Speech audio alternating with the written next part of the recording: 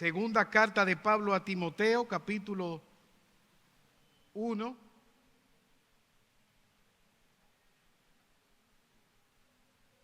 Desde el versículo 1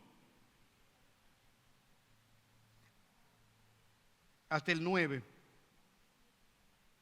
Pablo, apóstol de Jesucristo por la voluntad de Dios, según la promesa de la vida que es en Cristo Jesús.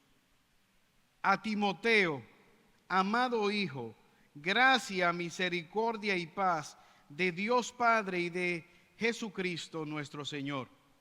Doy gracias a Dios, al cual sirvo desde mis mayores con limpia conciencia, de que sin cesar me acuerdo de ti en mis oraciones noche y día, deseando verte al acordarme de tus lágrimas para llenarme de gozo, trayendo a la memoria la fe no fingida que hay en ti, la cual habitó primero en tu abuela Loida y en tu madre Eunice, y estoy seguro que en ti también. Por lo cual te aconsejo que avives el fuego del don de Dios que está en ti por la imposición de mis manos. Porque no nos ha dado Dios espíritu de cobardía, sino de poder, de amor y de dominio propio. Verso 8.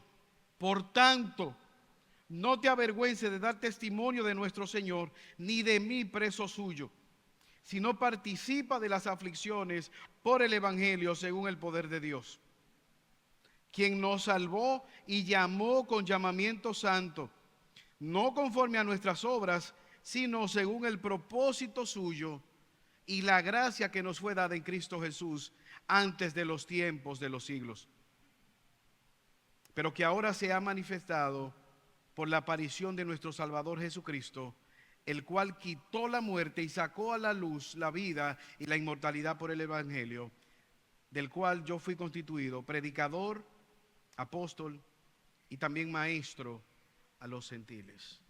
Señor, alabamos y bendecimos tu nombre, y una vez más venimos, oh Señor, ante el trono de la gracia para clamar por oportuno socorro. Ten misericordia, Señor, del predicador. Asístele en medio de sus debilidades, que pueda proclamar tu verdad con claridad, con autoridad, con misericordia, pero al mismo tiempo socorre también a los oyentes, en especial a aquellos que pudieran estar en este lugar y que no te conocen, que puedan ser traídos a novedad de vida, convictos de pecado, y que al final de todo lo hablado en esta mañana tu nombre pueda ser glorificado. Oh Señor, tú has prometido que tu palabra no retornará vacía. Permite, oh Dios eterno, que tu Espíritu Santo la haga fructificar en nuestras vidas. Por Jesús te lo pedimos. Amén. Uno de los primeros grafitis aparecido en Roma, conocido como el grafiti de Aleximandro, presenta la imagen de un hombre crucificado con la cara de un caballo. Y esto está haciendo alusión a la burla que se hacía en el Imperio Romano de cada uno de los creyentes. Se burlaban puesto que ellos creían en un Salvador que había sido crucificado. Eran acusados falsamente de ser caníbales, se burlaban de ellos. Un hombre crucificado con la cara de un burro es el Salvador de los creyentes.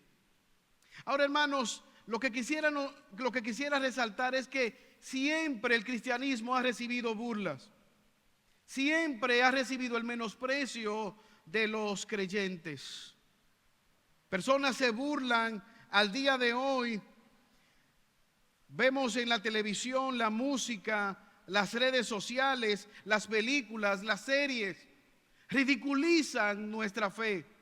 Los muñequitos en el salón de clase, en tu lugar de trabajo, donde quiera hay una burla del cristianismo. Programas de radio, y qué pensar de aquel atroz, vergonzoso, ridículo opening de las Olimpiadas en Francia. Cómo se burlaron de la última cena narrada en los evangelios.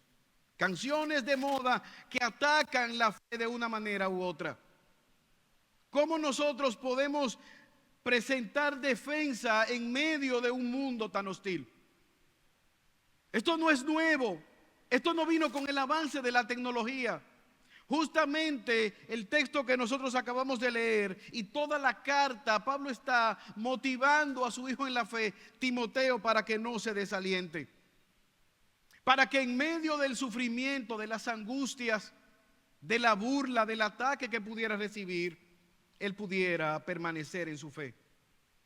Tres grandes razones que vemos en el pasaje, por lo cual tú y yo podemos permanecer en nuestra fe, aún en medio de los ataques. Y lo primero, Pablo insta a su hijo en la fe para que no se avergüence del evangelio y que confíe, que se aferre a que su identidad está en Jesús.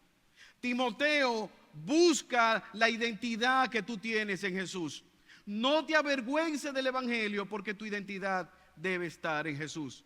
Lo segundo que quisiéramos ver en esta mañana: Timoteo, no te avergüences del evangelio, recuerda tu llamado y no descuides el don de Dios que está en ti. Y lo tercero, Timoteo, no te avergüences del evangelio, imita a Jesús en sus sufrimientos. Timoteo sufre por la causa que vale la pena sufrir: la proclamación de la buena noticia del evangelio. Acompáñame en el versículo 1. No te avergüences del evangelio, confía en la obra de Cristo y abraza tu identidad. Versículo 1. Pablo, apóstol de Jesucristo, por la voluntad de Dios, según la promesa de la vida que es en Cristo Jesús. A Timoteo, amado hijo, gracia, misericordia y paz de Dios Padre y de nuestro Señor y de Jesucristo nuestro Señor. Hermanos, aquí vemos cómo Pablo está resaltando quién es. ¿Qué define la vida de Pablo? Pablo es un apóstol de Cristo, propiedad exclusiva de Cristo. La autoridad, el mandato, el propósito, el destino en la vida de Pablo está marcado por la buena noticia del evangelio. ¿Quién era Pablo? Era un pecador rumbo a Damasco a asolar la iglesia, cuando Cristo le apareció y le cambió la vida, el destino, el propósito. Pablo está diciendo que su identidad, su vida, su razón de ser está en Cristo. Por donde quiera que tú cortaras a Pablo, iba a salir el evangelio, la buena noticia de que solo en Cristo hay salvación y esperanza. Tú le podías quitar todo a Pablo y él tenía propósito.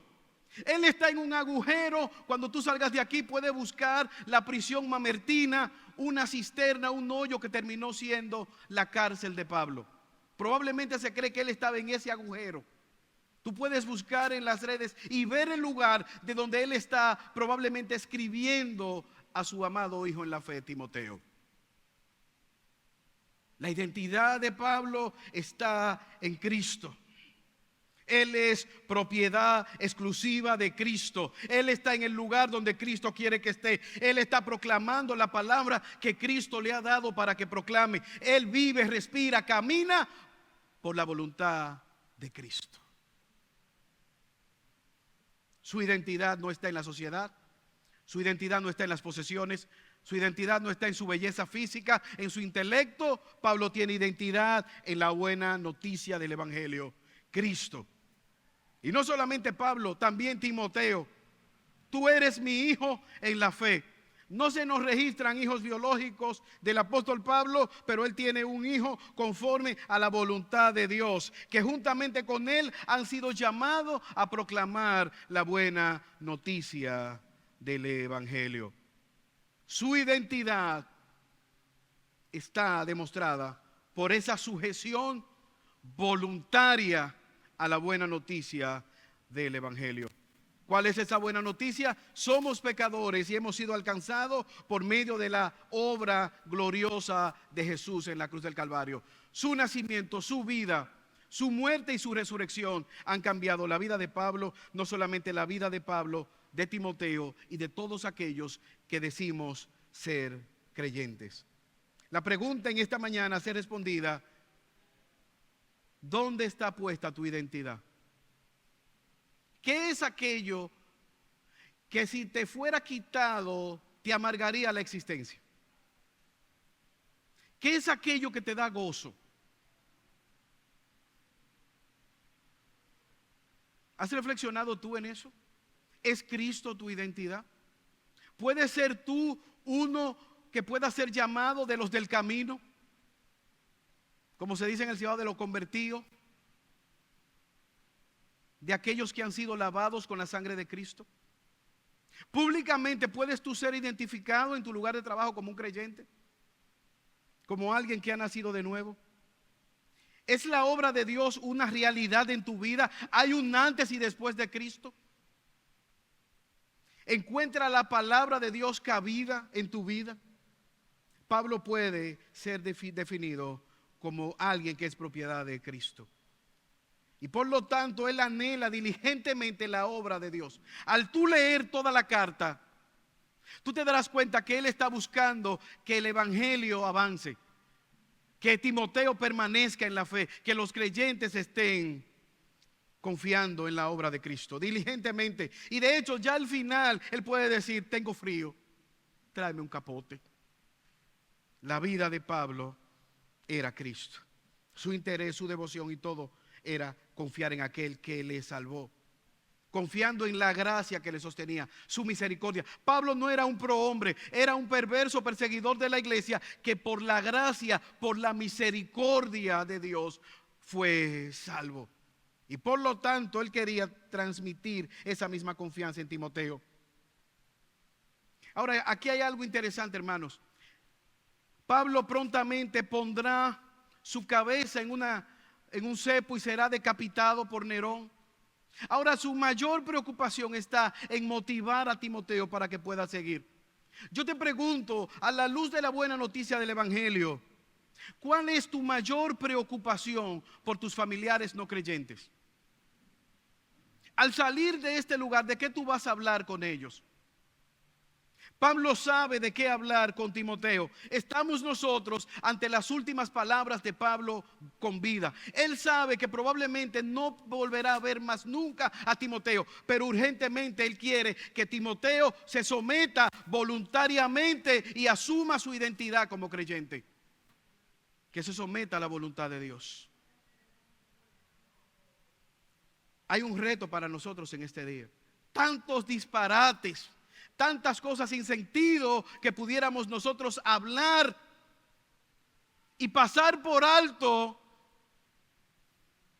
la urgencia del llamado, la urgencia de motivarnos a la fe. ¿Cuántas noticias sin sentidos andan rodando en las redes sociales? ¿Cuánto quizás entretenimiento, pérdida de tiempo? Pablo tiene su identidad definida. De manera urgente puede proclamar que solo en Cristo hay esperanza. Pero vemos cómo el evangelio define la identidad de Pablo al él someterse a la autoridad voluntariamente.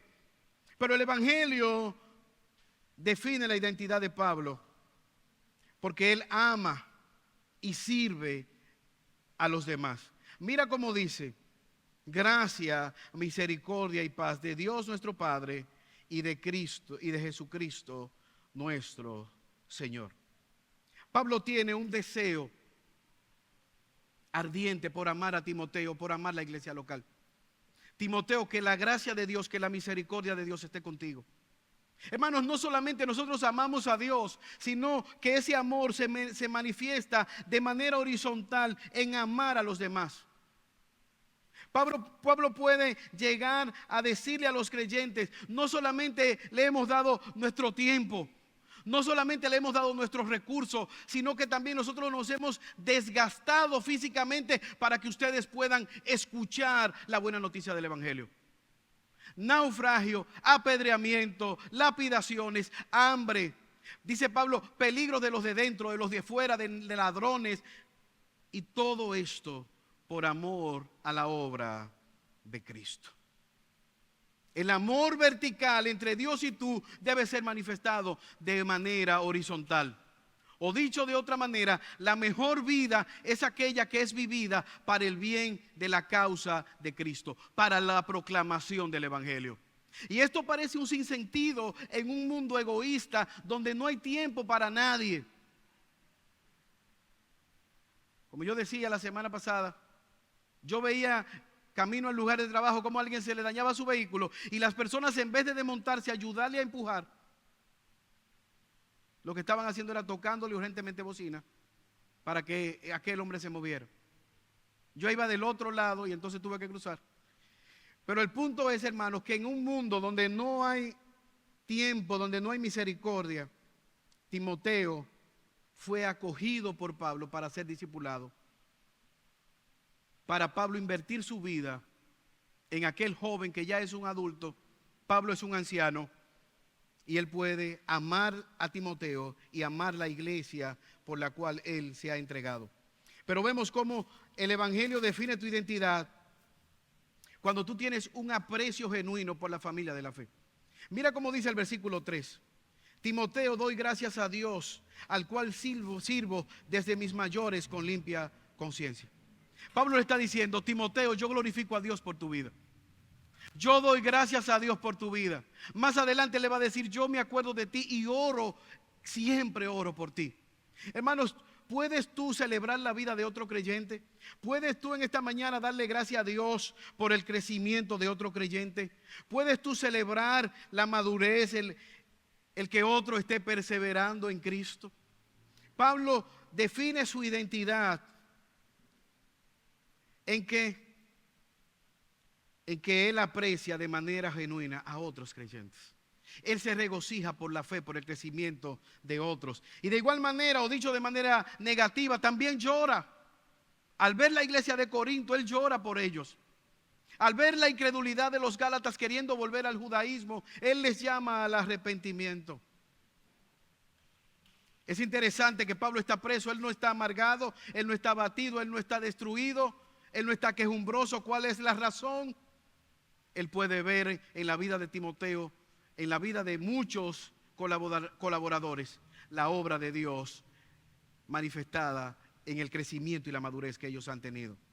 Como dije anteriormente en 2 Corintios 12, 15 al 16, y yo con el mayor placer gastaré lo mío, y aún yo mismo me gastaré del todo por amor de vuestras almas. Y él puede decir, aunque amándoles más yo sea amado menos.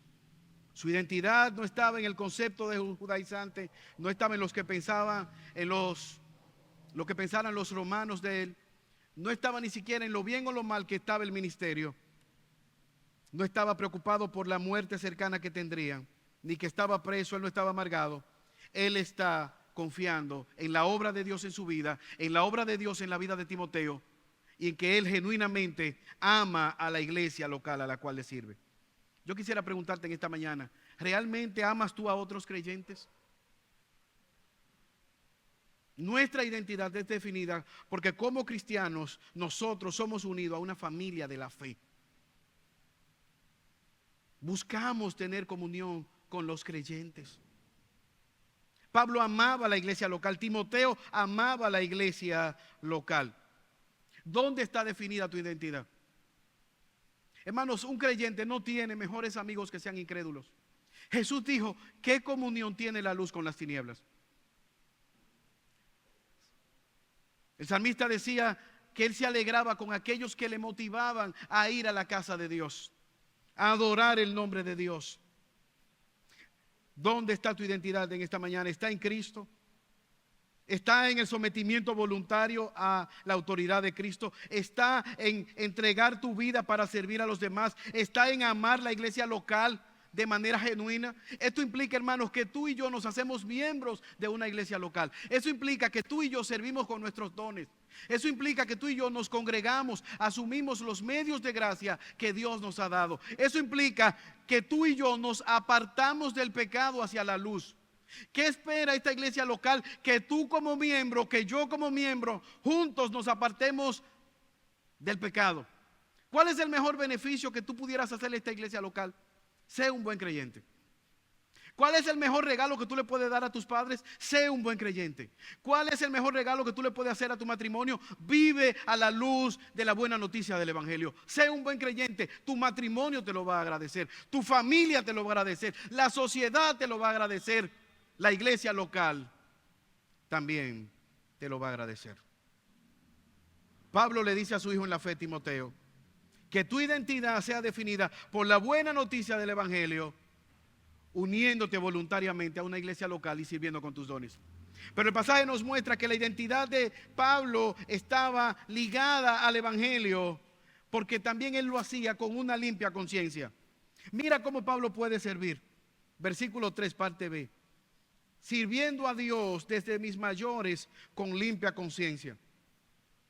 Pablo puede decir, yo no solamente estoy sirviendo a Dios, yo estoy imitando el ejemplo de otros que han podido servir con limpia conciencia. Primariamente hombres como Esteban, que murió con una limpia conciencia proclamando la buena noticia del evangelio. Como Santiago, que fue traspasado a espada simplemente por ser un creyente.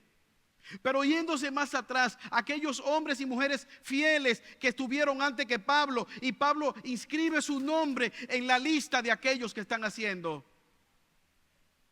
viviendo con una limpia conciencia.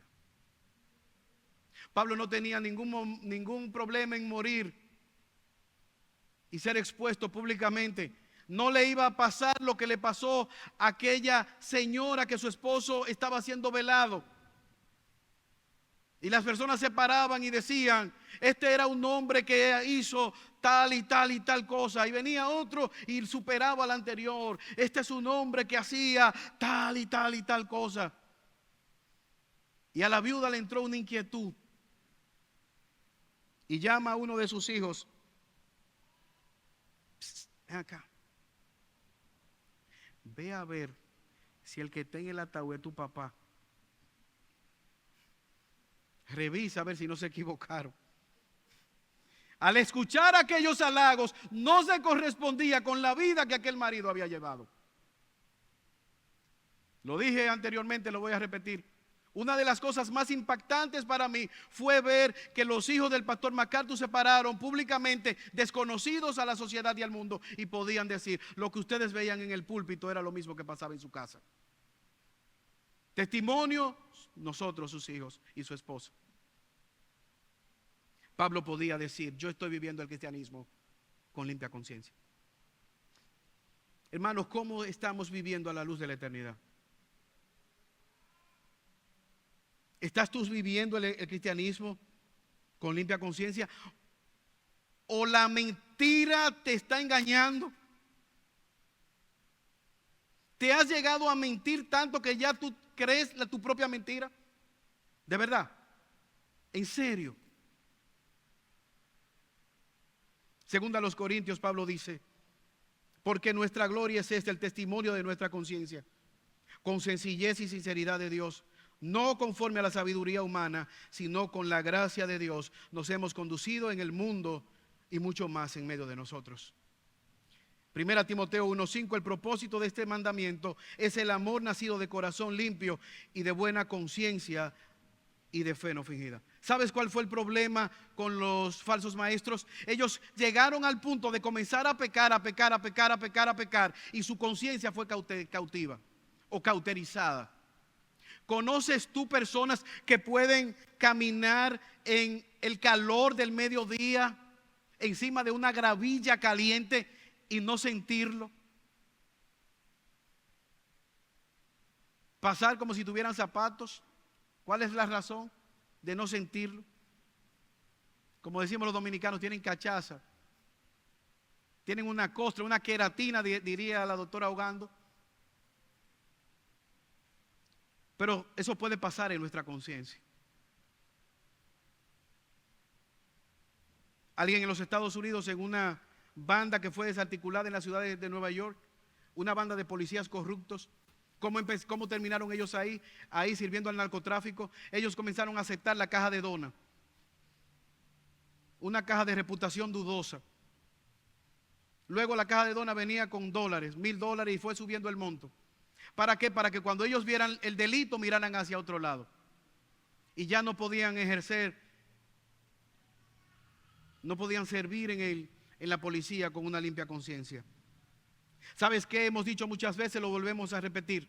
El lugar más peligroso del mundo es tú estar en un lugar donde se te predique la verdad.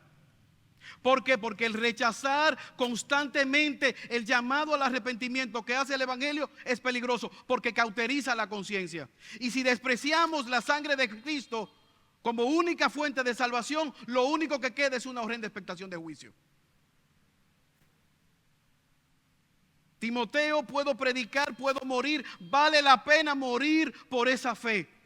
Vale la pena vivir por esa fe. Vale la pena sufrir por esa fe. Te lo digo como un anciano camino a ser decapitado. Desde la niñez tú has sabido las Sagradas Escrituras. Te han sido útiles para la vida eterna. La conciencia de Pablo era limpia, sensible. No está hablando de que él era perfecto. Él había vivido en integridad delante de Dios y delante de los hombres, delante de los incrédulos. Y eso es interesante y nos reta a cada uno de nosotros. Pablo estaba delante de Agripa, le proclamó el evangelio. Delante de los reyes, delante de los príncipes, y le proclamó el evangelio. Delante de un joven llamado Timoteo, y le proclamó el evangelio. En el aerópago, delante de todos los pseudocientíficos, y le proclamó el evangelio. Yo soy el representante de ese Dios no conocido. Hermanos, eso es retante para nosotros, porque al día de hoy alguien viene y te dice: ¿y de verdad tú estás creyendo que un hombre clavado en un madero es la esperanza de la humanidad? Decimos amén, porque ese hombre no era cualquier hombre. Ese hombre es Dios encarnado, nuestro glorioso Salvador, Jesús, quien es el Cristo. Y solo en Él hay esperanza. Por eso Pablo y Timoteo defiende y define el evangelio como su identidad. Pero vemos que la identidad de Pablo está definida por las prioridades. Mira cómo Pablo puede orar por Timoteo. Versículo 3, parte B. Cómo el evangelio transforma sus prioridades. Cómo el evangelio transforma sus metas. De que sin cesar me acuerdo de ti en mis oraciones de noche y día.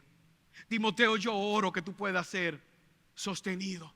Timoteo, yo oro que tú puedas ser guardado hasta el final. Timoteo, yo oro que tú puedas terminar la carrera fielmente. ¿Cuántas cosas pudiera Pablo orar? ¿Cuántas cosas pudiera Pablo pedir? Y Pablo está pidiendo, intercediendo de día y de noche. Da la idea de manera constante: yo oro que tú puedas perseverar.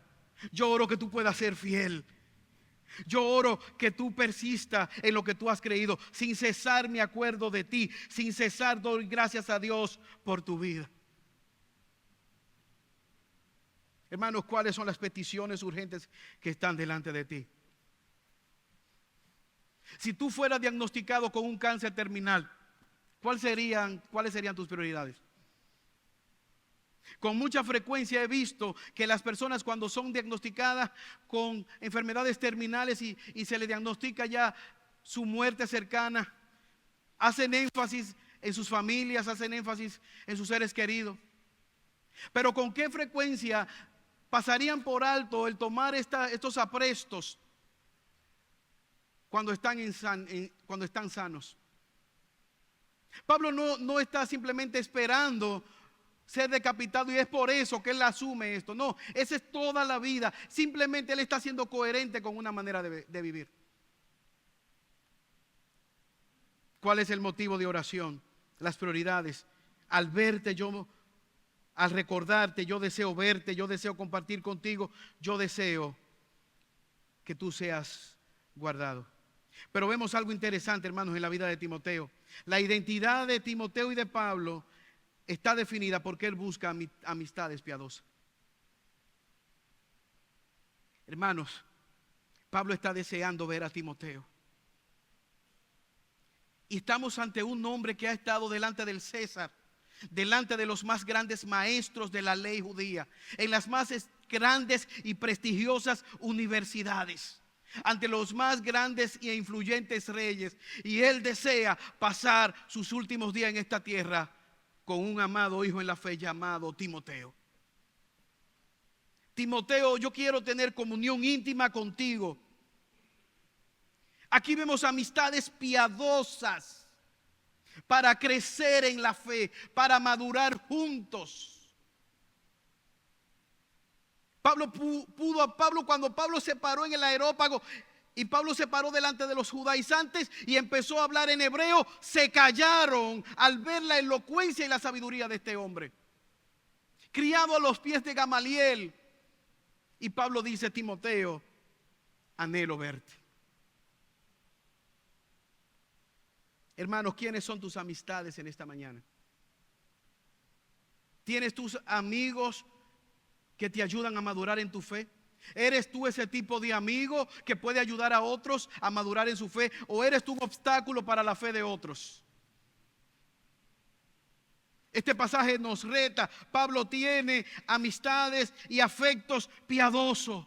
Me acuerdo de tus lágrimas y me lleno de gozo al ver cómo el distanciarnos causó dolor, causó tristeza en ti.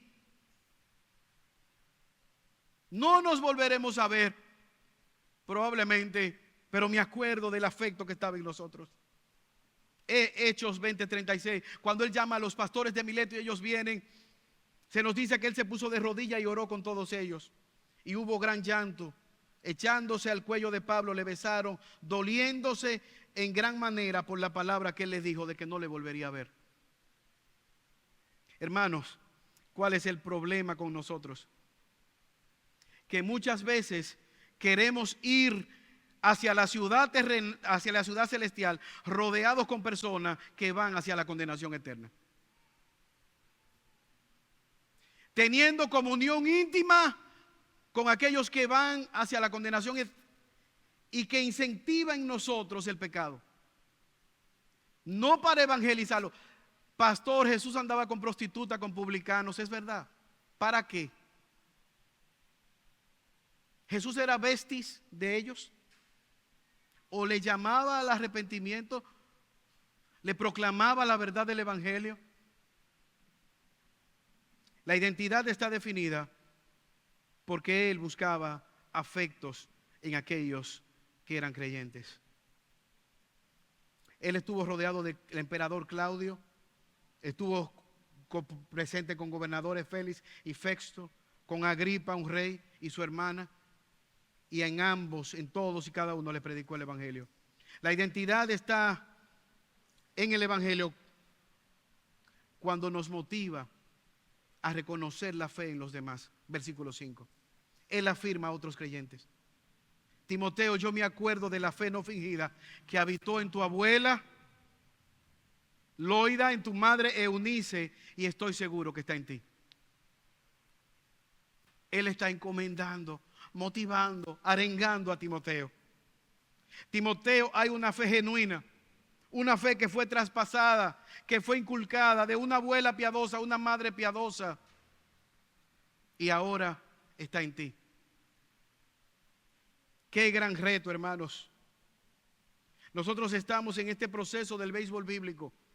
Como decía Randy, estos adolescentes, estos jóvenes han pasado gran parte de sus vacaciones memorizando las escrituras.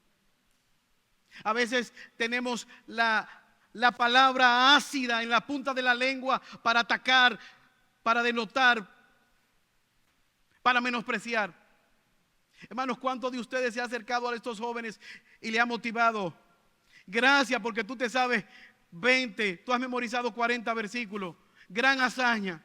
Yo no me sé ninguno. Sigue así.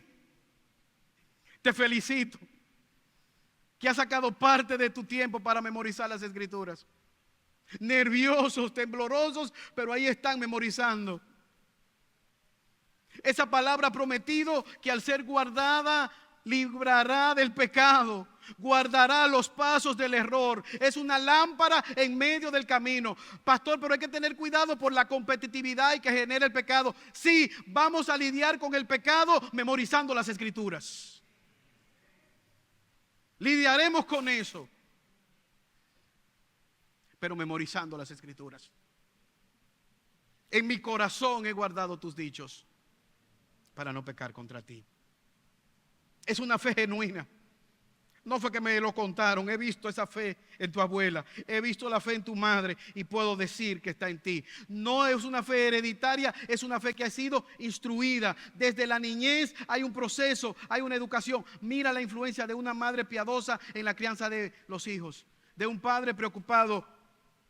En el caso de Timoteo, no del padre biológico que era un griego, no sabemos quién era.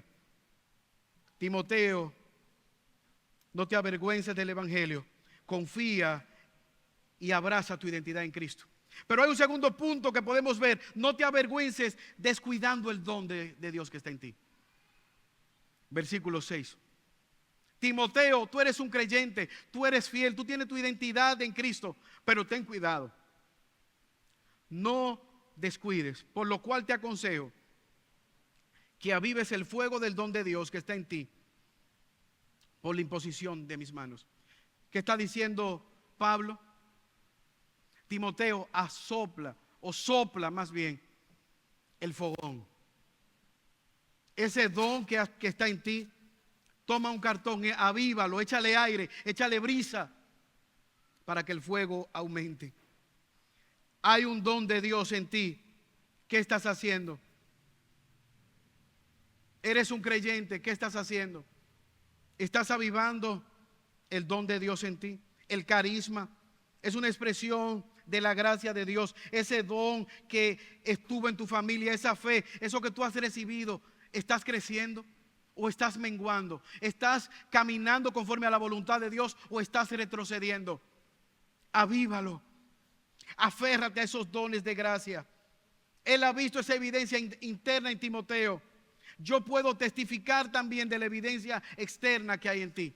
Hermanos, el cristianismo no es algo abstracto. No es algo entre Dios y yo. Hay evidencia, hay fruto de arrepentimiento.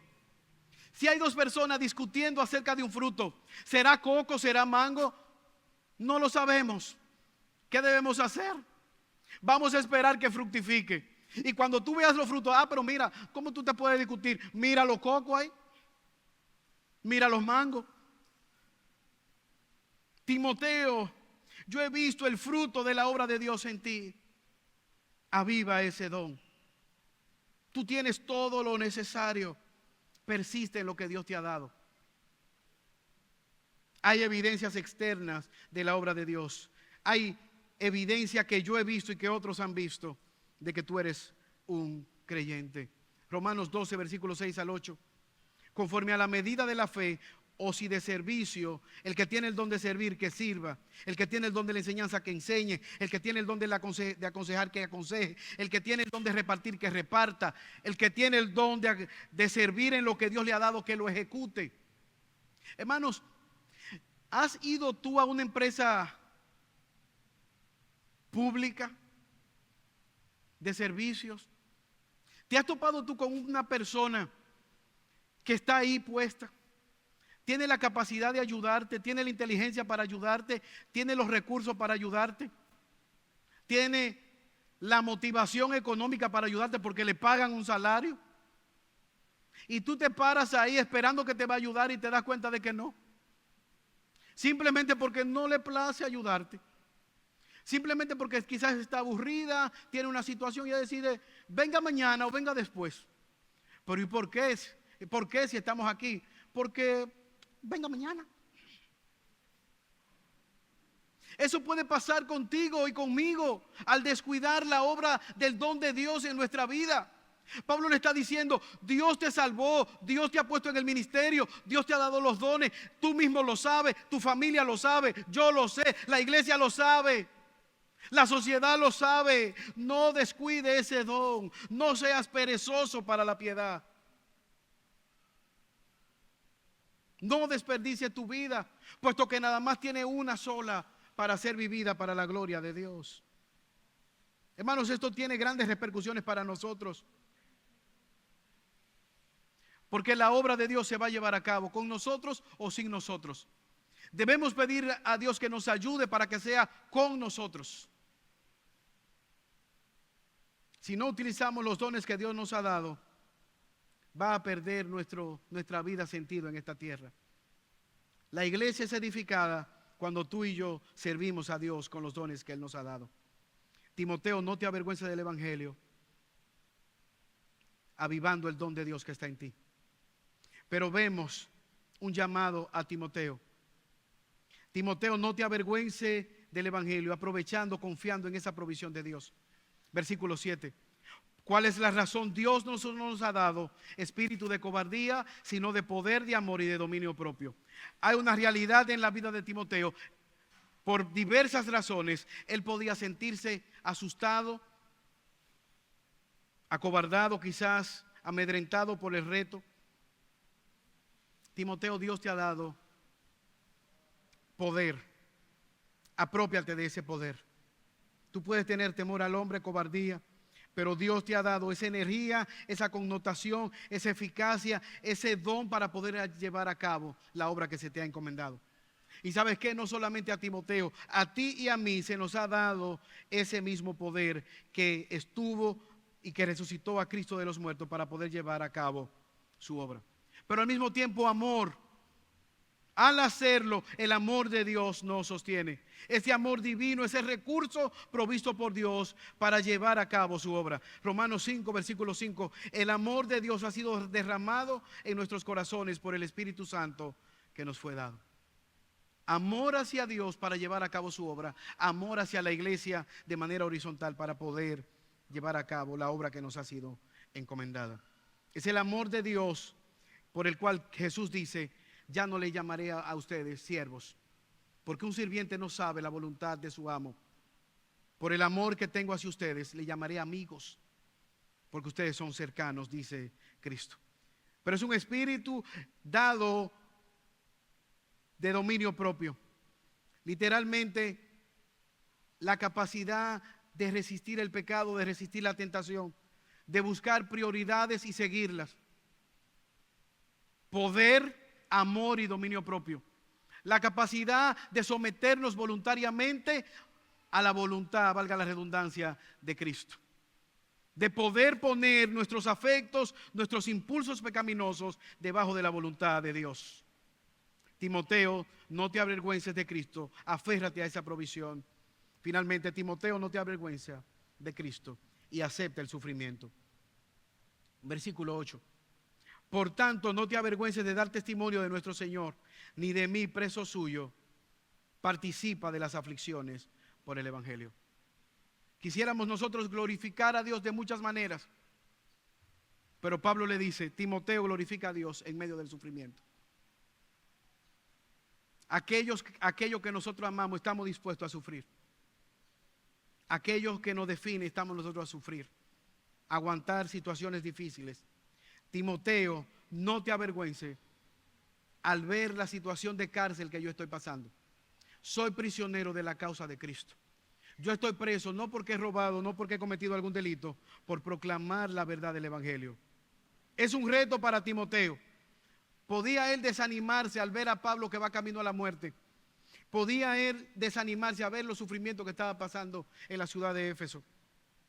Pablo le ha dicho en 1 Timoteo, en el capítulo 3, versículo 12, 2 Timoteo: todos los que quieren vivir piadosamente en Cristo Jesús pasarán persecuciones.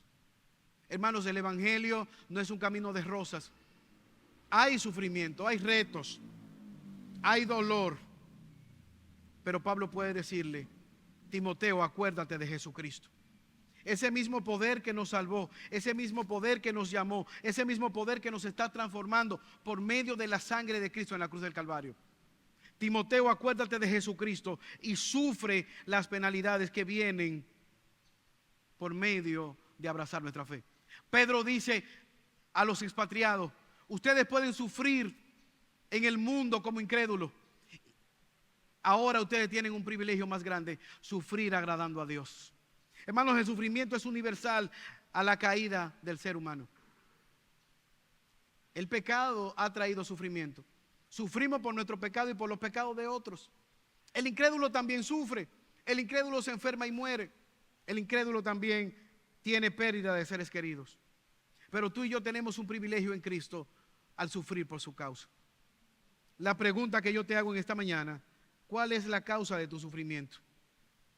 Porque si es en Cristo Jesús, este pasaje está ahí para motivarnos, para traer consuelo.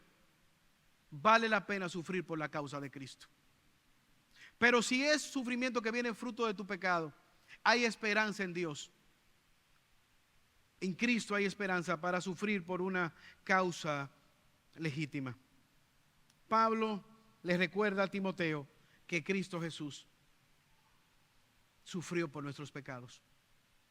Y por medio de su obra nosotros tenemos esperanza. Es decir, hermanos, que Pablo está motivando a su hijo en la fe, Timoteo, para que enfocado en esa buena obra, no se avergüence de Jesús y permanezca fiel hasta el final. En el día de hoy nosotros podemos estar pasando por situaciones difíciles, pero este pasaje nos recuerda que nuestra identidad está en Cristo, en su obra en el Evangelio o en su obra lograda por medio de la cruz del Calvario, la buena noticia del Evangelio. Este pasaje está aquí para recordarnos que al igual que Timoteo, tú y yo voluntariamente debemos servir a Dios con nuestros dones. No descuidar el don que tenemos cada uno de nosotros. Pero vemos cómo debemos imitar a Cristo en su sufrimiento. Jesús no es un vendedor de milagros, no es un mercader del evangelio de la prosperidad. Ese no es el Jesús verdadero. El Jesús verdadero es uno que ha venido a proclamar la buena noticia del evangelio, que incluye sufrimiento, que incluye burla del no creyente. Timoteo debía no avergonzarse del evangelio, confiando en esa provisión de parte de Dios, mientras se recuerda su llamado.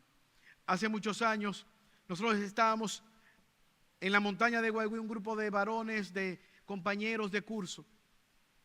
Y mientras estábamos ahí, un grupo de jóvenes ociosos en el río, se me ocurrió la idea de hacer una balsa.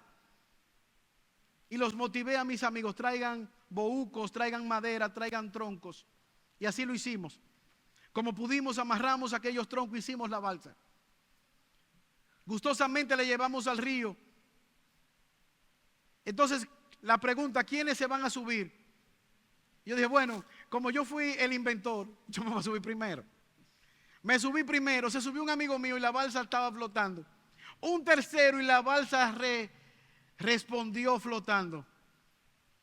Y yo grité, funcionó, estamos a flote. Y fue ahí donde un amigo mío llamado Wandy dijo, no, la balsa no está funcionando. La balsa está flotando porque yo la tengo sostenida.